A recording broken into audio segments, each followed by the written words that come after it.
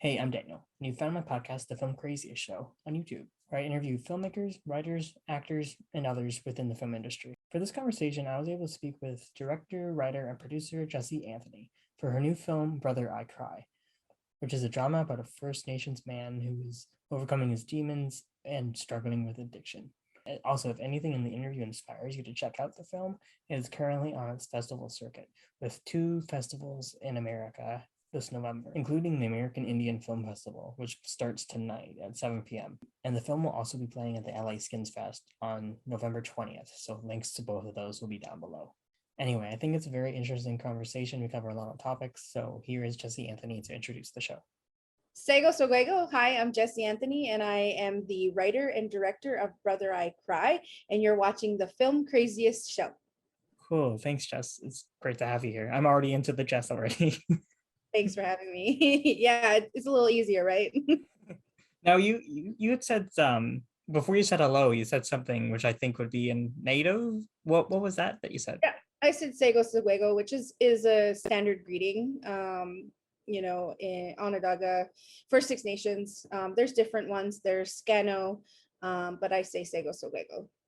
Oh, okay, great. Okay, I that was just I don't think I'd heard that before, so that's all. Okay, cool, awesome. Now I'd love to.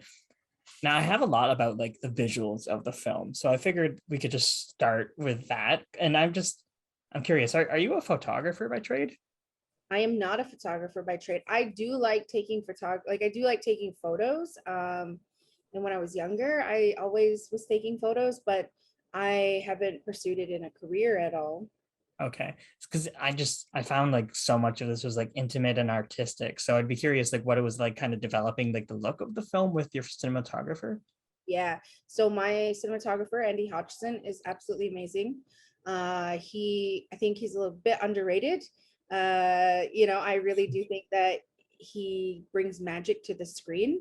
He has such an eye for cinema. And when we had conversation around this, because we shot this over 3 years ago now, right? So when we had conversation about the type of story or the tone, the colors, I was brand new. I had only done class assignments and I went straight to a feature film. So to really see the whole thing through, I knew what I wanted. And I didn't want it to be match cuts. And I didn't, we both talked about it, that we wanted to see things from different angles. And I really wanted to use the camera as a character in itself. And so for me, the camera is intergenerational trauma. It's the trauma that sits in the corner. So there's a reason why a lot of the shots are, we're very much just in the corner watching these things happen, because it's invasive, because it's watching us and there's nothing we can do. Yeah, there's so much to it that I moved through the rooms like that. Like that's how we use the camera. So and Andy had some really great ideas when we had to improvise, and I think that worked at our benefit. Okay, that's awesome, because I was gonna say like even from like the acting, it almost feels like it's very raw. It feels like it has a documentary edge almost. Yeah, I talked about cinema verite, like just kind of being this fly on the wall and following, but in a still manner. Like there's also reasons why you don't see a lot of establishing shots, like wide establishing shots. There's Sure. I chose not to do that because I want it to feel institutionalized. I want the film to make you feel trapped. So Okay. we were very careful on how much we were seeing and for how long we were even watching a scene. I like how you call it trapped and institutionalized. I think that's very interesting. Yeah. So because this is an ultra low budget project, I had 100 in total. I think it was 152,000 that we made this film with. Okay. And there was a lot of things that got cut from the script on the day, and then there were a lot of things that got cut in the editing room. So we had 2 locations that we shot at. We shot at a home on one of the territories here in Vancouver, and then we shot at the old St. Mary's Residential School in Mission, BC. Okay. And that allowed us to get about 8 different locations in one location. Oh, that's Yeah. great. Yeah. Okay. So the idea was that the home life was a little bit more warm, but still, um, we still don't necessarily always see outside. We don't see these big establishers of the home. You're just there already. And then the school stuff was very intimate and closed, and from room to room and space to space. And I wanted to portray the fact of like residential school and the institutionalization of residential school, and then how that it has affected and created indigenous communities and indigenous family dynamics. So Okay. all of that, that's the layers that, I'm like, it's intergenerational. How can I do that? Well, don't show the whole picture, but show the trauma of these layers, but in a way that doesn't feel like, hopefully it doesn't feel too exploited, if that makes sense. I don't know if that makes sense. I think it does, and I think this is why I love these conversations, because like I don't know if I thought about that, just with like how it does feel claustrophobic. Mm. So I thought that's interesting hearing you talk about that. Yeah. And I mean, it worked out too, because logistically, I didn't want to give this place a location. You don't actually know where we are. You don't know, what location. We don't know. You will, if you are Haudenosaunee or of Haudenosaunee people, you will pick up on some of the set deck that's like, oh, this is a Mohawk, or this is for me, an Onondaga family. This is a Haudenosaunee family. But that wasn't really the hero of everything. What it is it's universal. This is any family in any space, in any place, in any time. So it's very, we did that on purpose as well, but it worked at our benefit because we had to shoot something that is located in the East. If I was to be heroing like where we were in what community, I'm in Vancouver, so you can get mountains everywhere. So it was like, yeah, we're going to do this, and this is what it's going to be. So Okay. And just talking about like making it universal, I'd just love to know like how personal is this story to you? Like what does it feels very much like a passion project. So what does this story mean to you? this story is it's all of me. It's bits and pieces of my own life put into actual it was actual events put into these scenes, things in Okay. my life that have happened that I've put into all of these scenes and these characters. They're all drawn from people in my immediate family circle. And the story is for my brother. My brother has an opiate addiction, and um I can't save him. And the only way that I feel like I could share my message on a more powerful level, or deeper level, was to share my feelings on screen. And I also wanted to see if I wanted people to know that they're not the only ones struggling through this type of family dynamic. Okay. That you know, it means a lot. It came through a dream for me. I prayed for a story, and I got a dream where my brother was overdosing, and his spirit came to me and was trying to find me, and wanted me to find his body. And so I went searching all of the drug houses, trying to find him, looking for him. And it was kind of on me to save him. And then I realized, like, waking up, I had all those heavy feelings of, I'm watching him kill himself. I'm watching him slip away, and I can't save him. That's the whole point. He has to want to save himself. So, but here's what I can do. Let's talk about it. We shouldn't be alone in these feelings. We should be able to, as families, as people who love addicts, be able to have conversation around loving an addict, and what does that look like in your family. Okay. And I'm sorry, did he pass or is he still alive? No, no, my brother is still alive. Actually, Okay. he just went to rehab, and he's out of rehab right now. So, hopefully some really positive changes happening there. But Okay. while just before I went to picture on this, um, the whole time I was kind of focusing on my brother, my my cousin that I grew up with, a little bit older than me, babysat me. She was 40, and she had an overdose in fentanyl, Oh, or an overdose drug related. And it shook me in terms of, I was getting ready to go tell this story. And the whole time I wasn't paying attention.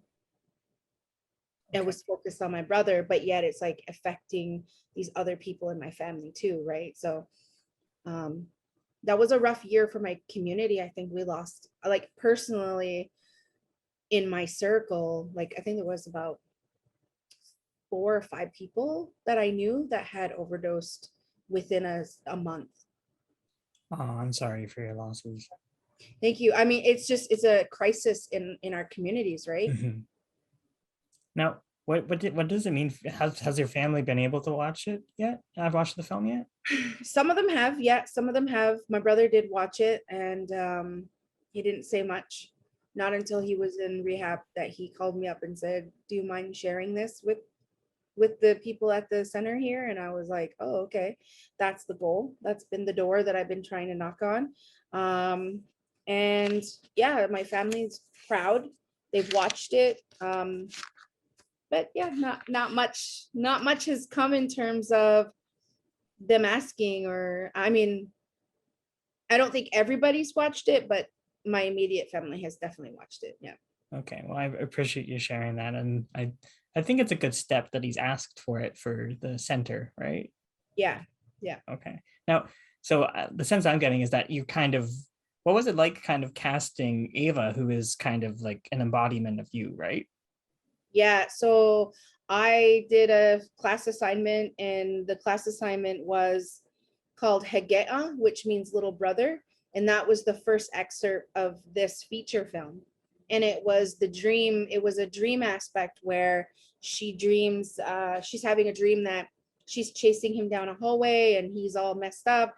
And then he he's kind of zombie-like in the dream, and then she wakes up to knocking on the door, and the police come and they tell her that something has happened to him, and it's about 6 minutes long.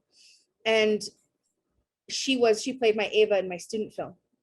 And Lauren, the actor, Lauren is from my community in Six Nations, and she was in Vancouver here going to theater school, and we just connected. Like, I didn't even audition her. I just was like, "Hey, you want to be in this film?"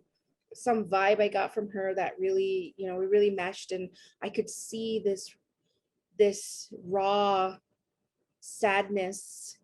She knew what I was talking about. Like, she knew and had experienced her own loss, that um, she just, for me, her subtleties, I just I just love her on the screen. I love watching her work. Like, and she's just so subtle. Like, it's so, like, I just like this natural, subtle kind of performance. And yeah, so Ava for me was like, it's gonna be Lauren in this movie as well. Like, I need her in Okay, the feature. Yeah. that's great. There must be like so much trust in that like friendship, right? Yeah. Oh yeah. What was it like casting the other people in the film? So Justin, who plays Justin and I were doing some we were doing some youth community filmmaking in the summertime in Merritt, BC. So we were doing that for about I think we were going on 3 years. And so we go up there and we like teach kids how to do film and whatnot. And they produce little projects, and we send them off to festivals. So we were doing that for this was our 3rd year. And that's how I got to know him, and, Blackstone and all the stuff he was on. So I was like, yeah, I'm not gonna bother. And we were chatting one day, and I was telling him about my script and how I want to audition. And I really was like, somebody from my territory, a Haudenosaunee actor, and I kept putting it out there. And I did have 2 excellent contenders who sent in their auditions, and we had a couple callbacks, and I asked for his help. And he really loved the script, and he just said, we had a conversation. I wanted him to do it before, but I just felt like I couldn't afford him because he's so deserving of a really great paycheck, like he's so good at what he does. And I just, at the time, my budget was so small, and I'm just like, I can't afford him. But he loved the story, and we negotiated, and it was really great. And I unfortunately had to let the other 2 contenders down because I did know that Justin, he just has this essence to him that I knew could capture everything that my brother my brother and my ex partner embodied. So there was a really nice, I was really happy when I got him. And I did ask him to audition, but he was kind of like, really? And I'm like, okay, never mind. I don't have to. No, and I knew that, and there was just so much, he held space and trust, and there was just so much, and he went to places that I was like, whoa, go there. Yeah, like let's talk about that. So and then we had a different Leah. So we had a different Leah originally cast. Okay. And I had brought her out, but she had some, she couldn't stay, unfortunately, and she went back home. And I'm like, crap, we're supposed to film her in this scene, and I have to film this scene without the mother. What am I gonna do? So we filmed the scene, and we were in a rush, and I got Justin says, I know a few people that could audition today. So I got 3 auditions, I think. And Violet Cameron, she stood out, and I was like, whoa, who is this person? Can she get here now? And we got her, and I cannot picture anybody else being my Leah. Like, she was just amazing. I don't even know the words. Like, she really trusted me as a director to with her performance, and yeah, I thought she was really great at it. So that's how that character come to be. And I honestly feel like films will tell you how they're going to get made, or how they want to be made, and who's going to be in them, like, and who's going to be on the show. Like, I really do believe a film comes to life in its own entity, and the universe is like, we're going to line it up for you this way, and the end product, it was always meant to be that end product, and it had to get there. So I have a little spiritual like idea of how stories are told, but I also approach my stories very spiritually. Anyways, you're asking about casting. So I told you I ramble. So Ava, Ava, who is Lauren, has a look, and I personally wanted to also portray Indigenous people and women as light-skinned and light eyes, because where I'm from, that's very common. And I am an actor as well, and a lot of times I don't get cast because either A, I'm overweight, or B, I don't look indigenous enough, right? So that that is starting to shift. That stuff is starting to shift now that we are in control of our own stories. And now that we're in control of our own stories and able to cast our own stuff and put our own stuff out there, those stereotypes and narratives are starting to change. So I really wanted that person, I wanted that look on screen. Now I have Justin and her, and I'm like, how do I try to make them resemble, that look like family, right? Okay. So I had found Odessa. Well, I knew Odessa from school, and I was like, oh my goodness, she could pass for Lauren's mother. So I had a Zoom audition with her, and I was like, you got it. Like, I'm giving it. I know you're great. I'll give it to you. And then Eric Schwag from, Last Mohicans and Blackstone, he is a friend of ours doing the workshop. Well, friend of Justin's and a family friend, doing the workshops with us, and he really enjoyed the script, so he just jumped on as to play my Dean. And I was like, them having kids together definitely are these 2 kids, and this is great, and it's working out, and it just kind of fell into place. Okay, sorry. Which character is Dean? Dean is the dad. Okay. But Martin is my villain, right? So Martin, I really was like, okay, if I really got to spend money, or we can get money, let's get let's get a certain actor in here. And I was like, who could I see playing this role? Who could be bad? At that time, Wind River, I think, was out. And so I was like, what about Martin Sesmar? Like, that would be so dreamy, and whatever, all that kind of stuff. So I was trying to connect with him to see if he'd be interested, or, he's up there now, and I was just hoping and praying. But then I got an audition from Jay Cardinal Villeneuve, and I was like, I'll watch it. And within 2 seconds, I was like, that's my Martin. That's him. I don't need to see anybody else's tapes. That's him. And I cast him right on the spot. No, that's great to hear that. Yeah. And it's just almost like, I feel like for me, like almost, since it does feel like documentary in a way, like it was just like are these first, like not in a bad way, but it's like, wow, are these like first time actors? Because they really like feel like these people. Mm. So like I hope that doesn't sound bad or anything. No. Some of them are. And like, I have to remember too, this is my first feature film. Like, this is the Sure. first thing I did this 3 years ago. And, I always look at it now and I'm like, okay, what would I have done differently? And it's a learning tool. And I really, I'm very happy with the first thing that I've done, to be able to also go back and say, okay, learning tool. I can, as I grow as a producer and a writer and a director, I'm like, okay, here are things that we could do. Here are, I'm really glad that we had to work this. But yeah, a lot of the actors, it was, let me see, not really their first roles. It was Lauren's first role. Okay.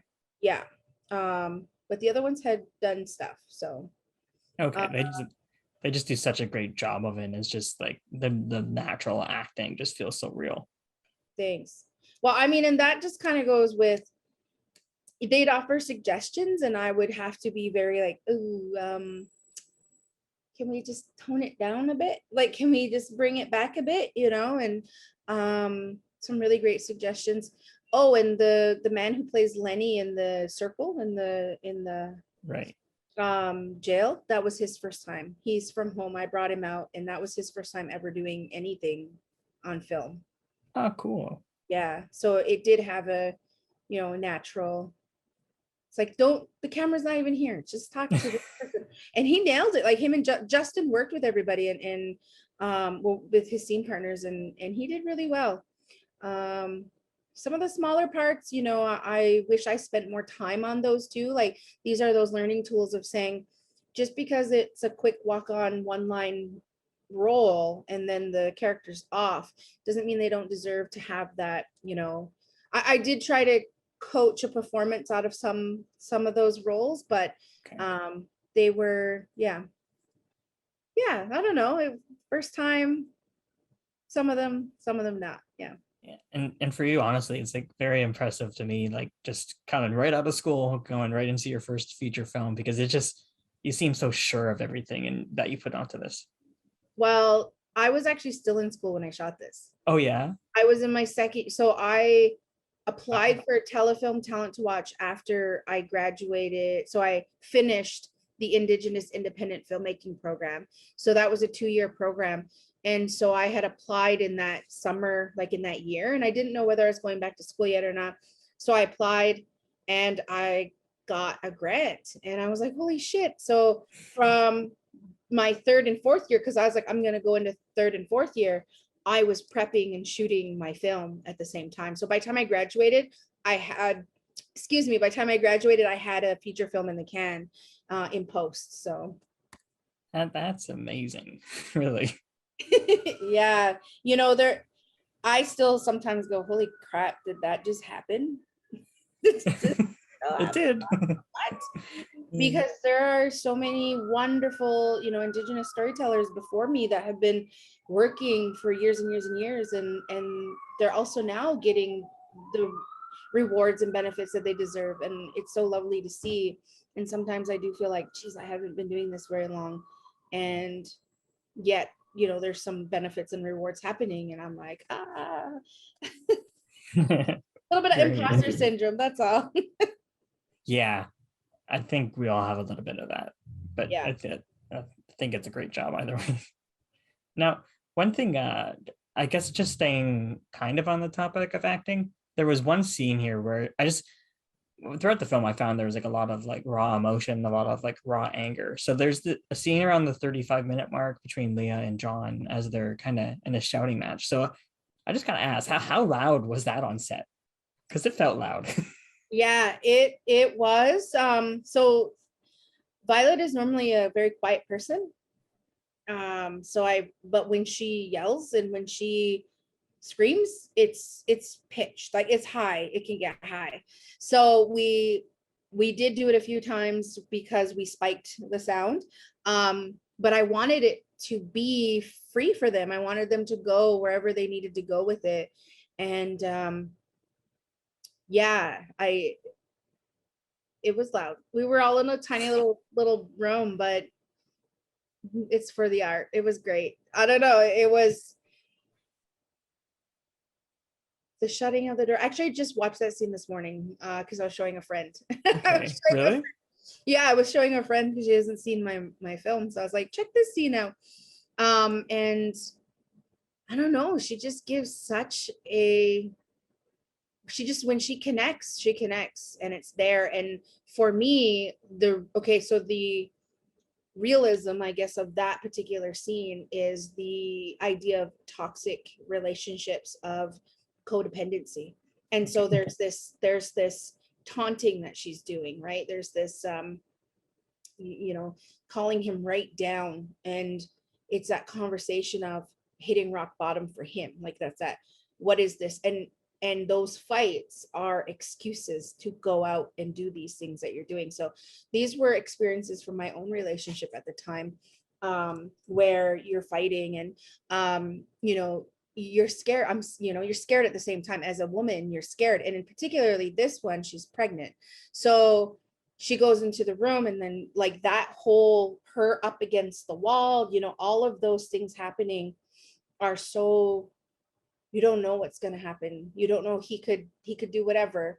But he chooses to be threatening. And then as soon as he leaves, she's chasing him, right? She's calling him back. And to me, it's not a funny moment. It's a real moment, which makes it funny. For me, every time I'm laughing at myself of like, fuck, like, sorry, I don't know if I can swear, but oh yeah, it's go like, crazy. okay, perfect. Like, of like, that codependency of, now where are you going? Why are you leaving me again? You were fighting, you're supposed to stay here. But it's not they're not communicating. It's they don't have the proper tools to do that. So every time she's triggered, so is the child.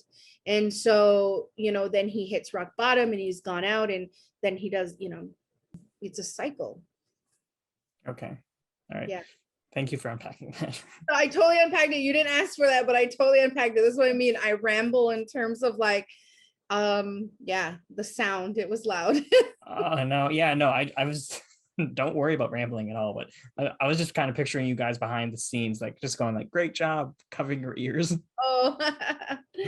Yeah, It's like, can we go again? Can we go again?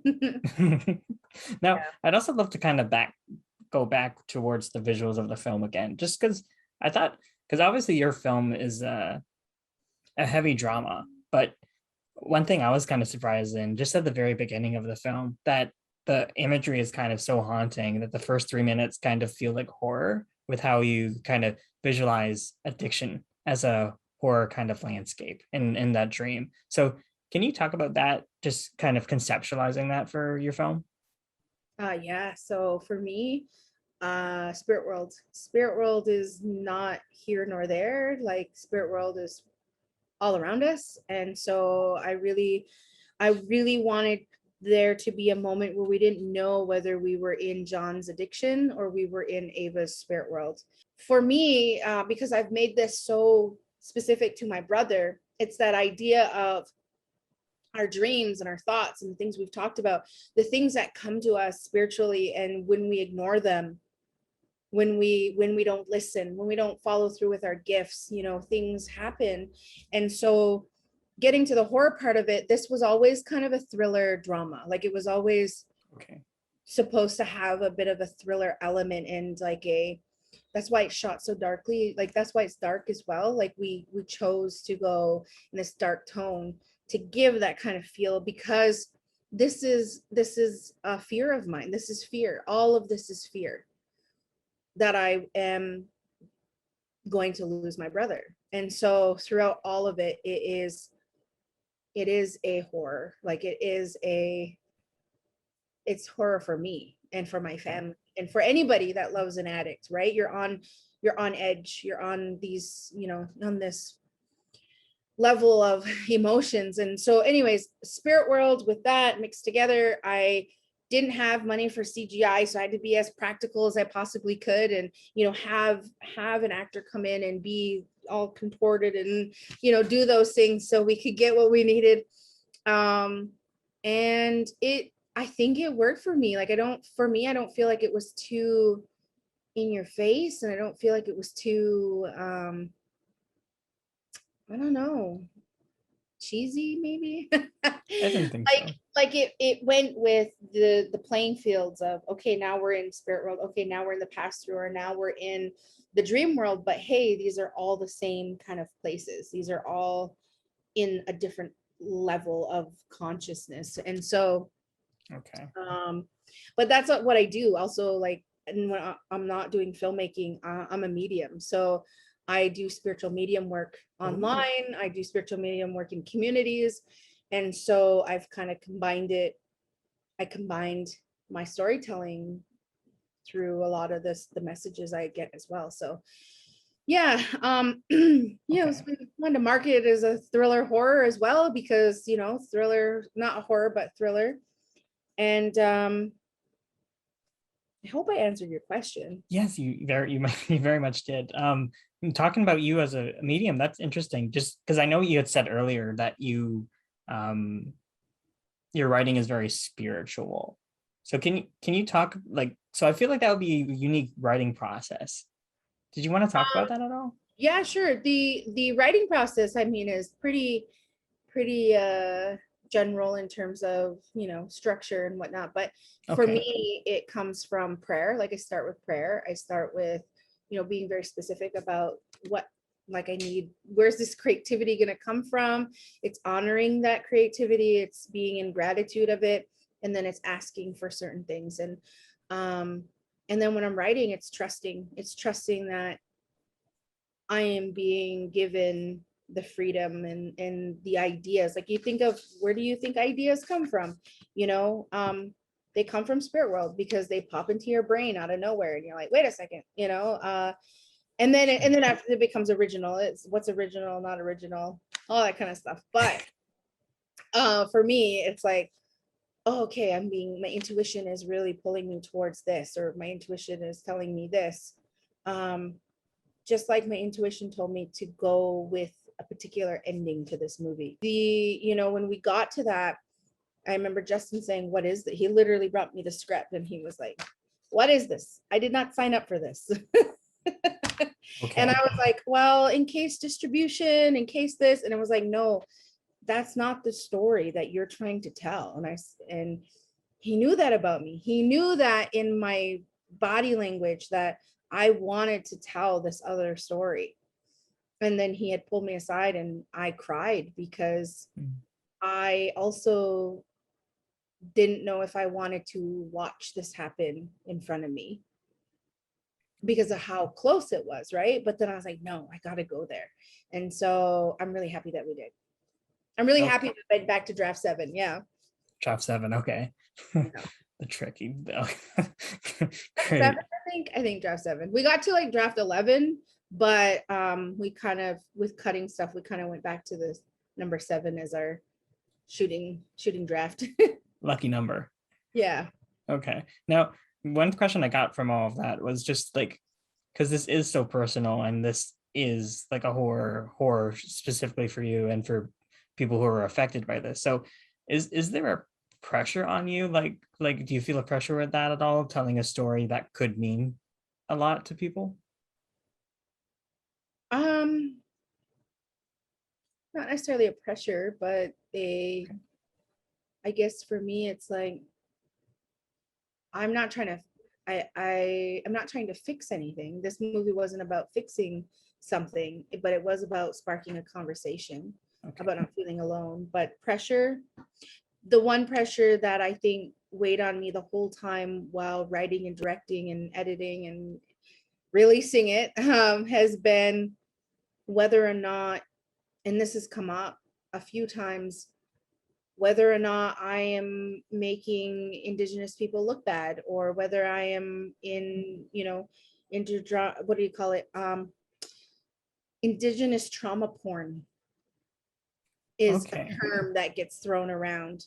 And it really stuck with me in terms of, I don't want to be doing a disservice to my people or to this topic. So, but how is my personal story gonna, like, it's my personal story. And I just had to be like, you know what? No, this story is to my brother, and it's very specific, and this is the journey I'm going in, and the right audience will appreciate this film. Okay. And so that's the pressure. That's the pressure that I really had to, tell myself, like, and when it released, when people got to watch it, the amazing, like the awesome, overwhelming messages that came, like, I don't even know how to explain the feeling that that gave me of people relating to this story. Women messaging me and saying, I am Leah. Oh my God. Like, just writing their stories. I had so many people share their stories with me. And I thought, this right here, this sharing of story, that's what this movie did. That's what that did. It triggered somebody to say, I get it. I feel that way. Oh my God, I thought I was the only one that felt like that, but I don't feel like that. Or I'm not the only one that feels that way. And for them to feel so inclined to reach out to me to say thank you for doing this, like, yeah, that was probably one of the best rewards of this whole process. I'm glad people reacted that way and not like just thinking exploitative, because like it really just feels like, at least from my perspective, who doesn't know the culture so much, like it just really feels like a personal love letter, right? Even from the title alone. Yeah, you know what? I used that term yesterday for the first time. I never said love letter ever in any of my interviews. And then yesterday I got asked a particular question, and I thought, this is my love letter. Yeah, this is to my, that's exactly what it is, It's me asking him to save himself. Yeah, and it's very special. Sorry. No, if you need a moment, it's fine. But if you want to keep going, I'm always, I can get emotional, but I'm the same. It's not just even my brother, but it's like, it's anybody who is in that, like, it's not just wake up one day and your life can be different. Like, yes, there's a choice, but it's much deeper than that. It's so much deeper than that. And I think that's the other conversation around people who enable addicts or don't enable addicts, that it you can't just snap out of it. Like, it takes work and time to work through those demons, right? Mm-hmm. So and it affects everybody. So yeah, it's a personal story. No, don't apologize. I appreciate you getting personal and vulnerable. Like I've cried on the podcast before. Don't worry. And I think I just have to. I've always been one that if I feel like crying, I'd be in Walmart shopping, and if I feel like I gotta cry, I'll cry. Like, I'm just like, and nobody's gonna let me hold that shit in. I'm gonna do what my body needs me to do. Like, fuck it, dude. I'm gonna cry in the freezer section. Yeah. Oh, that's great. Yeah, Now, because oh, sorry, because I was just gonna say, because grief hits everyone differently in so many different ways, and I don't think we realize that we carry grief in our body in movement too. So like, just reaching for something could trigger a wave of grief, right? And a lot of times we're like, I can't act like that in public, and that does nobody good. That shuts down and shuts you out from your own emotions. So I just wanted to Oh yeah, all good. There's such a stigma about it, right? And yeah. showing emotions. Okay, cool. Now, I'd also love to, I feel like I'm always coming back to the cinematography. So one thing I'd like to ask is just, you had talked about like the shadows used in the film earlier. So I don't know, like I feel like the film got brighter as it went along, and John actually started to deal with his addiction. Was I kind of seeing things, or was that a conscious decision? Um, no, well, I wouldn't say it necessarily got brighter. He was just in like there were still those tones, but being in the the jail, it was just a different coolness. Like it was supposed to be a different feeling, yeah, but it was also,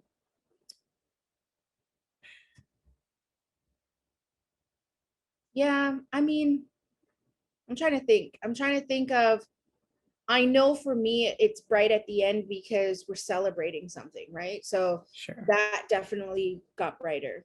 But I would say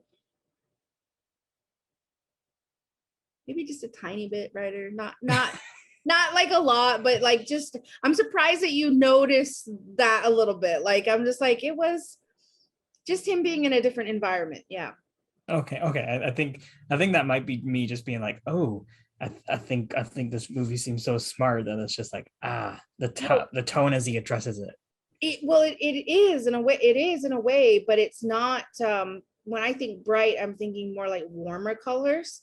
But like if you look at where he is, they're still very stale colors. They're still very like the palette in the lighting is still in this stale kind of environment, right? Okay, sure. Have you ever seen the movie called Won't Back Down? No. Okay, I just thought of that one just because like in that one, it's kind of like it starts with this, and not that like I'm trying to, I don't want to, because that film kind of starts kind of like, it looks like an ugly blue, and then it goes to brightness as it goes along, and then like a warmer color. So that's not me thinking like, oh, your film has ugly blues or anything, but like that just kind of thematically reminded me Yeah. talking about that. Yeah. Yeah. Yeah. I mean, and those are choices. Like if we look at, you know, not necessarily color, I guess it's a color, but even patterns. When the mom is laying on the bed and she comes in, she covers her up, she's surrounded in boxes. Like if you look all around her in the framing and how I framed it, with the camera down low, the mother's half covered up. She's got the box of ashes with her. The blanket has boxes on it. She's framed. There's the closet that's a box. All of the pictures on the wall are all squares. The mirror is a square. The door is there in a square. You know, she opens it up, and the whole feeling and the fact that she's laying in them next to ashes, to me, like I was representing her trappedness, like her being boxed in everything that she, and Okay. she doesn't ever leave the house. We never see her outside of the house. Oh. So it's this grief that she's stuck in. Like it's this box that the residential schools have put us in. It's all of that shit in that scene. And then you have the next generation having to take care of them. By she comes in and covers her up and walks away and does her thing. Okay. That's so interesting. Yeah. That's cool. Now, I had a very random one. Mhm. Um, with John would constantly light his cigarette using the toaster. Yeah. Is I've never seen that on film before. It's just something like my brother, it's just something my family, I would say, did all the time. I didn't mean for it to go into the film so many times, but it was like, no, this is his thing. Like it's a way of not listening to the rules. Like don't smoke in the house, but I'm just lighting my cigarette. It's the inch that we give that then they want a mile, right? And so he has this authority by walking in to a room and lighting his cigarette. Mom's cooking, he don't give a shit, he's lighting a cigarette, you know, like it's intrusive, it's disrespectful, but it's his thing. It's his thing that he does, and nobody says anything. They let him do it, but they don't like it, but they let him do it. So for me, over time, it was like this repetitive act is the same thing as the addiction. It's smoking, it's tobacco, but it's all of these other things it encompasses of his need to not follow the rules and be different and never have a lighter. The Okay. only time he has a lighter is when he's lighting his crack pipe. You know, like that's the thing, is it's yeah, it was, and my brother does that a lot. And there was one time he did the whole, you know, uh pretending to hurt himself, but actually Justin suggested to do that. He's like, can I just do something? And I was like, yeah, sure. And he did that. And I was like, that's awesome, because my brother has done that, you know, so that's really great. But yeah. Okay. The Okay. other Interesting. the other part of it for me too is that, so when the mom goes to the picture, grabs the picture, and is crying with the picture of her mother, that is actually my grandmother in that picture. And so my grandma is made it into everything that I have made since her passing. Either it be her name, whether it be her picture, something, right? She's something of her is in my films. And so Oh, cool. she there was no smoking allowed at her house because, you know, it was her rule. But the smokers, which were three of her children, would always light their cigarette off the stove and the toaster and dash outside. And I always saw it as a form of disrespect. Okay. So I used it in the film. So That's long-winded story, but yeah, it's a form of it's a mirroring the addiction, but it's also a form of disrespect. okay. Yeah. I love that, and I love that trademark, and I just see it. That's why I like, if I ever have a random question, I like to ask it, because sometimes it can get very insightful like that. Yeah. And those are things that I'm just putting in there that I'm like, people might not get that, but my brother's going to get it. You know, my family, when they watch it, it's going to understand it. And people who do that are going to understand. Oh, yeah. Okay. Okay, super cool. Now, one thing I wanted to ask about, and I'm going to look at my sheet for this one because it's kind of long-winded. So there's like a scene in your film that I thought, like, I keep going back to the cinematography. I thought it was shot so cool. Like, now, is it okay to say that John was in prison for a bit? Is that too Yeah. much of a spoiler? No, talk about it. Okay.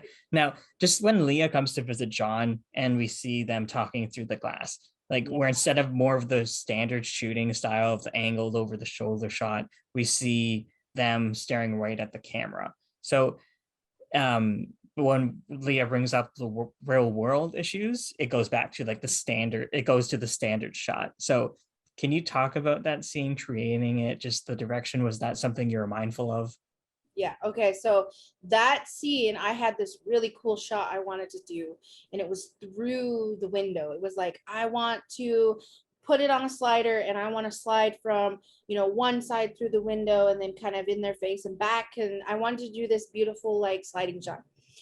But unfortunately, our jail was not finished. Production, we couldn't get it done in time to shoot when we needed to shoot with the actors, and there was just a whole scheduling thing, and it wasn't finished. And so, but we had to shoot, and so Andy and I were like, okay, what are we gonna do about this? And I was upset, and hopefully not too much in terms of, you know, being kind of a drama queen or anything, but I was kind of like, oh my God, what am I gonna, I gotta think, and just being like, I don't understand why this isn't done. Just having a producer brain and a director brain at the same time. But then I was like, hold on a second, go back, have a prayer, think about why this is presented to you right now. You know, and Andy comes over and he's like, you know, I think we do a little of this, and then we just turn it around and we do a little of this, and we just kind of push in. And I'm like, you know what? Okay, let's try it. Let's try this. But we're gonna have to French reverse it because only one side of this is done. So, excuse me. So this is like, it's one room. And so we had to do a French reverse. So we shot all of Justin first. Okay. And we had Violet there on the other side of the camera so he could have that eye contact and support. And then, you know, we turned everything around, moved the phone to the other side, and then just stayed in the same spot with camera and shot all of Violet, you know, like, and had Justin there for performance. And so and caught reflections. And so yeah, and that's the other thing, is catching that reflection for me was something I really wanted to do. And we didn't go to the over the shoulder until we absolutely had to remove from that intimacy. And I wanted it to be so intimate because, you know, my experience going to the jail to see my partner was very like, you have to share a room with people and you have to try and have this conversation. and you can't touch this person, you can't be with this person, you know, you're in this in where we would go, they were in their own little cage in the back, and you know, we're in this shared space, and you're just so close to the mirror or to the window, and you're so close on the phone, and it's this conversation back and forth.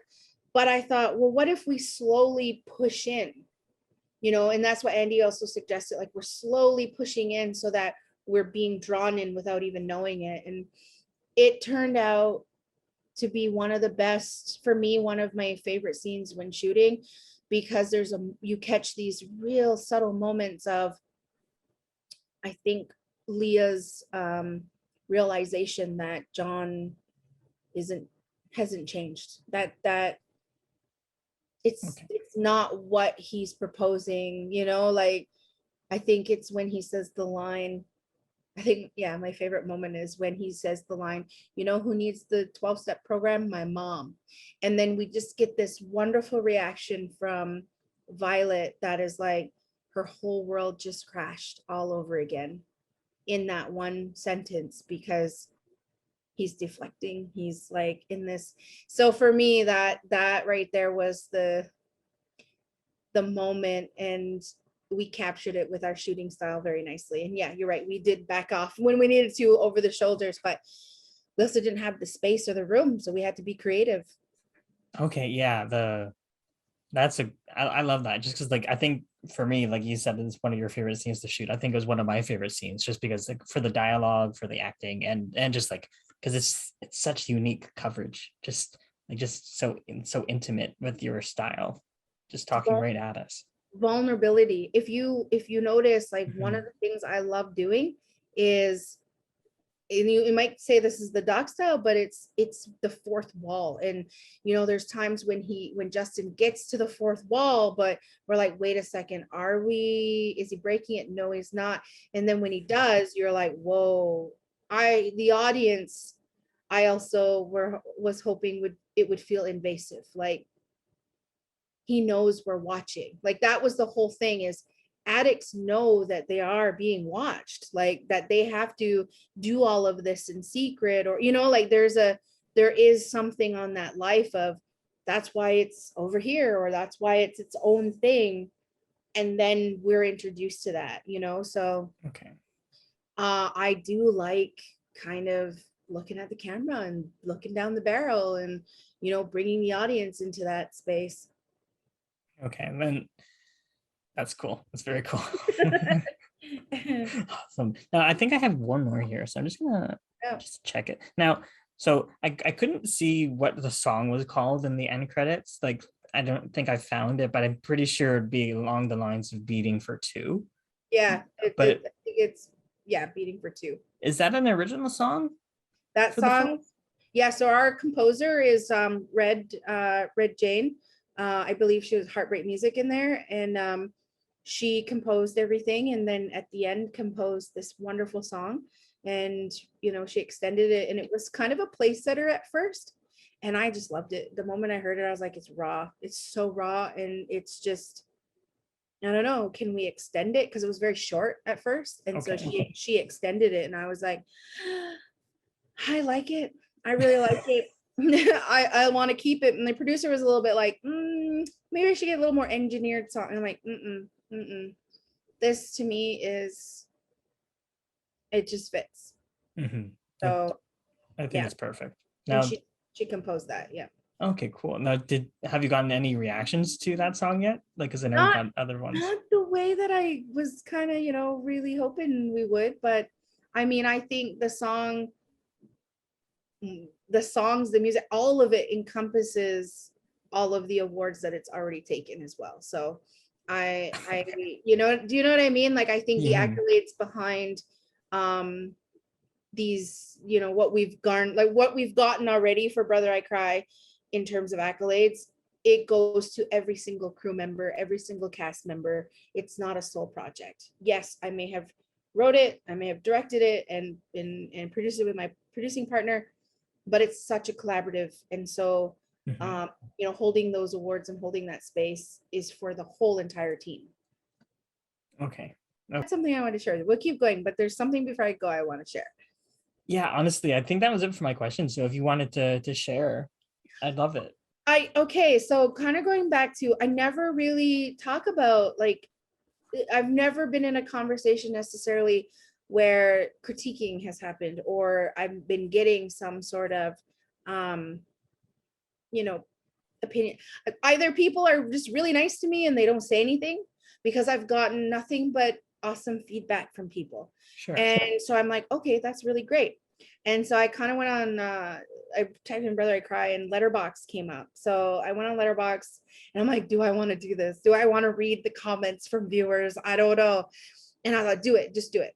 So I read them and I was like, wow, everybody is nice. What is going on? Like, even though some people might say, oh, I think one of the ones, I think my one review that might be a bad one was, the acting's inconsistent, but this is a must-see story. And I'm like, okay.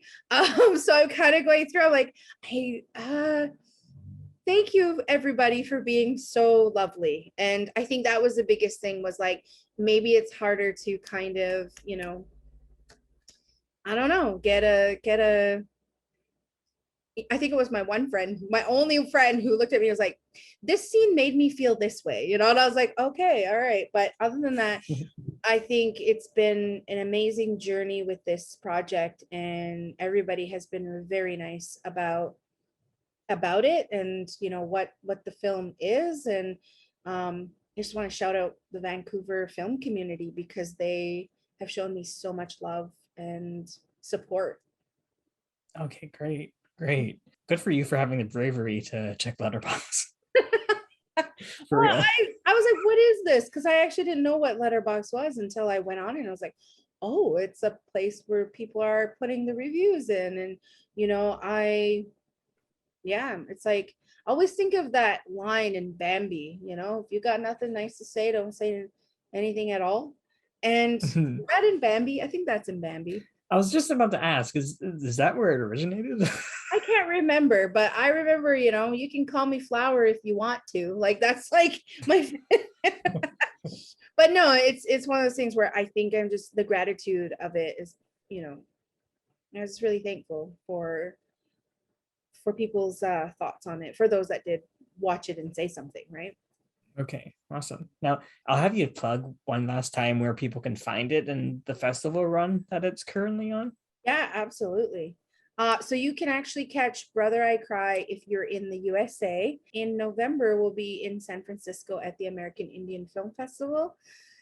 And then that will be the end of our festival run, and hopefully we'll be on a platform, a VOD platform, and I'll be able to share that later. Okay, cool. Awesome. I don't really know where else to get it right now. Yeah. Jessie Anthony, who directs, writes, and produces Brother I Cry. Thank you for chatting with me about your film on the Filmcraziest show. Thank you for having me.